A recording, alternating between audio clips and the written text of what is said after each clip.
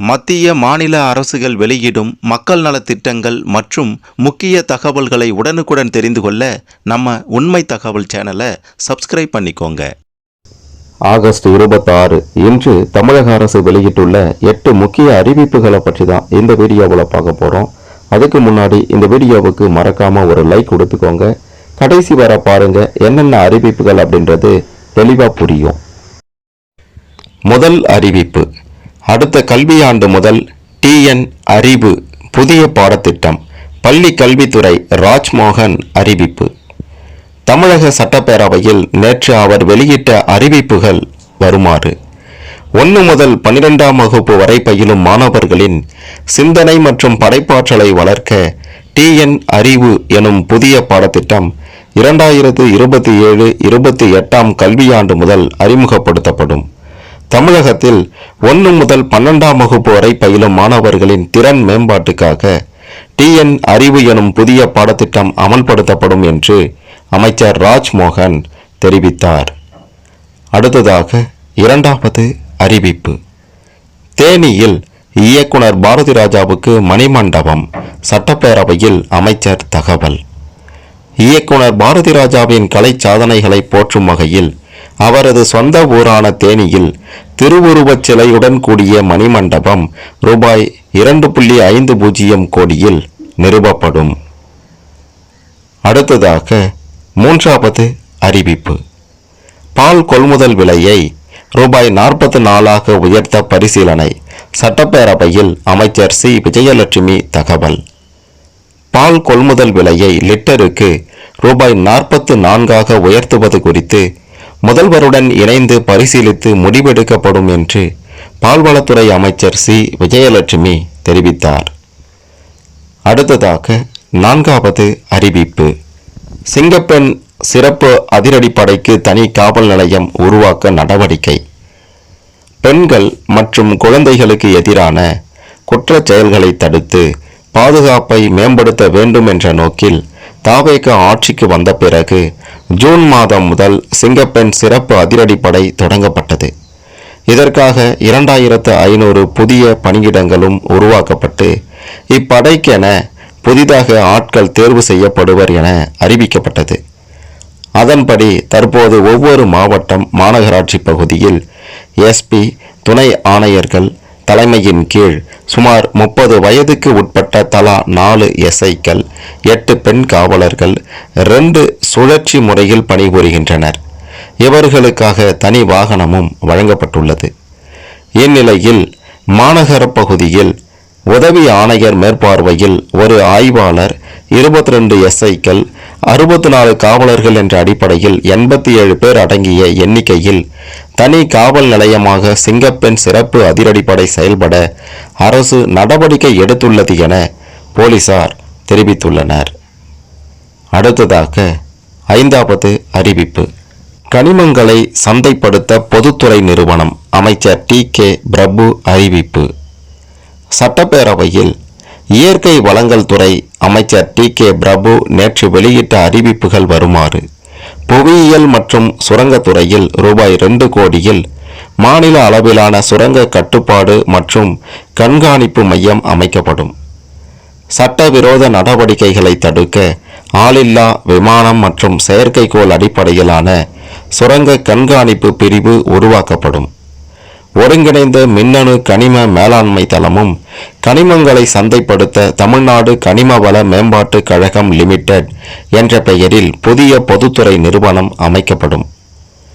முறைகேடுகளை தடுக்க புவியியல் மற்றும் சுரங்கத்துறை இயக்குநரகத்தில் கண்காணிப்பு பிரிவு அமைக்கப்படும். காந்திபுரம், ஸ்ரீபெரும்புதூர், குண்டுபெரும்பேடு மற்றும் வெள்ளரை கிராம ஏரியில் தாவர புதைப்படிம பூங்கா அமைக்கப்படும். ஆட்டுக்கல், அம்மிக்கல், கற்சிலைகளை தயாரிக்கும் சிறு தொழில் முனைவோர்களுக்கு தேவையான சாதாரண கற்கள் தடையின்றி கிடைக்க ஒழுங்குமுறை கட்டமைப்பு மறு ஆய்வு செய்யப்பட்டு மாற்றங்கள் செய்யப்படும். சுரங்கத்துறை இயக்குநரகத்தில் குறைதீர்ப்பு மையம் அமைக்கப்படும் என்று அறிவித்துள்ளார். அடுத்ததாக ஆறாவது அறிவிப்பு, ஹீமோபீலியா நோயாளிகளுக்கு இலவச மருந்து. சுகாதாரத்துறை அமைச்சர் அருண்ராஜ் தகவல். சட்டப்பேரவையில் நேற்று தாவேகா எம்எல்ஏ எம்.எஸ். ரவி தமிழகத்தில் ஹீமோபீலியா மரபணு கோளாறால் பாதிக்கப்பட்ட மருத்துவ பயனாளிகளுக்கு எமிசிஜிமாப் என்ற மருந்தை இலவசமாக வழங்கப்படுமா என கேள்வி எழுப்பினார். இதற்கு சுகாதாரத்துறை அமைச்சர் கே.ஜி. அருண்ராஜ் அளித்த பதில், ஹீமோபீலியா மருத்துவ பயனாளிகளுக்கு சிகிச்சை அளிப்பதற்கு பயன்படும் எமிசிஜிமாப் மருந்து இந்திய அரசால் தேசிய சுகாதார இயக்கத்தின் அத்தியாவசிய மருந்துகள் பட்டியலில் சேர்க்கப்படவில்லை. ஹீமோபீலியா ஏ மருத்துவ பயனாளிகளுக்கு இரத்த கசிவை தடுப்பதில் குறிப்பிடத்தக்க மருத்துவ பயன்களை கருத்தில் கொண்டு அந்த மருந்தை வழங்குவதற்கான தேவையான நடவடிக்கைகளை அரசு மேற்கொண்டு வருகிறது. இவ்வாறு அவர் பதிலளித்தார். அடுத்ததாக 7வது அறிவிப்பு. காலி மது பாட்டில் திரும்ப பெறும் திட்டத்துக்கு தானியங்கி இயந்திரங்கள் வாங்க டெண்டர் அறிவிப்பு. காலி மது பாட்டில் திரும்ப பெறும் திட்டத்துக்கு தானியங்கி இயந்திரங்களை கொள்முதல் செய்ய டெண்டர் அறிவிப்பு வெளியிடப்பட்டுள்ளது. வனப்பகுதிகள் மற்றும் சுற்றுலா தலங்களில் காலி மது பாட்டில்கள் வீசப்படுவதால் வனவிலங்குகள் பாதிக்கப்படுவது தொடர்பான வழக்கில் காலி மதுபான பாட்டில்களை திரும்ப பெறும் திட்டத்தை நடைமுறைப்படுத்த சென்னை உயர்நீதிமன்றம் உத்தரவிட்டது. கடந்த ஆட்சியில் காலி மது பாட்டில் திரும்ப பெறும் திட்டத்துக்கு தனியாக பணியாளர்களை நியமிப்பதாக தெரிவிக்கப்பட்டது.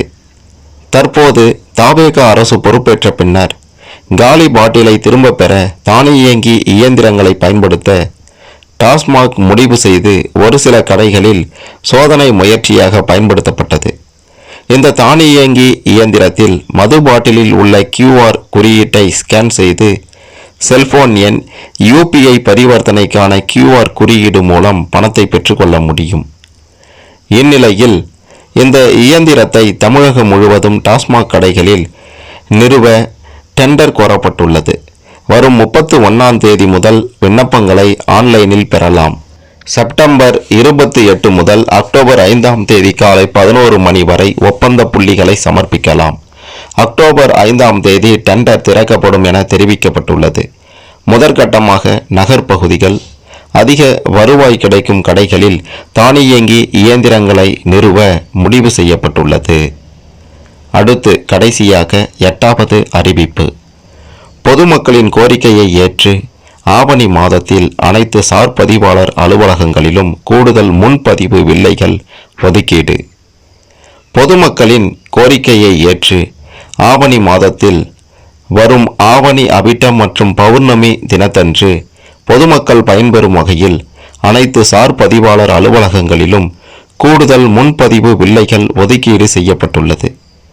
சுப முகூர்த்த மற்றும் விசேஷ தினங்கள் என கருதப்படும் நாட்களில் அதிக அளவில் ஆவண பதிவுகள் நடைபெறும் என்பதால் அன்றைய தினங்களில் பொதுமக்களின் கோரிக்கையை ஏற்று ஆவண பதிவுக்காக கூடுதல் முன்பதிவு வில்லைகள் ஒதுக்கீடு செய்யப்படுகிறது.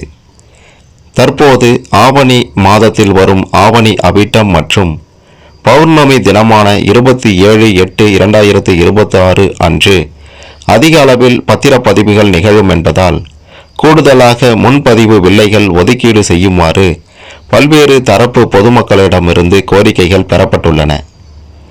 எனவே ஆவணி மாதத்தில் ஆவணி அவிட்டம் மற்றும் பௌர்ணமி தினமான 27/8/2026 அன்று ஒரு சார் பதிவாளர் உள்ள அலுவலகங்களுக்கு 100க்கு பதிலாக 150 முன்பதிவு வில்லைகளும், 2 சார் பதிவாளர்கள் உள்ள அலுவலகங்களுக்கு 200க்கு பதிலாக 300 முன்பதிவு வில்லைகளும், அதிக அளவில் ஆவணப்பதிவுகள் நடைபெறும் 100 அலுவலகங்களுக்கு 100க்கு பதிலாக 150 சாதாரண முன்பதிவு வில்லைகளோடு ஏற்கனவே வழங்கப்படும் 12 தட்கல் முன்பதிவு வில்லைகள், கூடுதலாக 4 தட்கல் முன்பதிவு வில்லைகளும் பொதுமக்களின் பயன்பாட்டிற்காக வழங்கிட உத்தரவிடப்பட்டுள்ளது.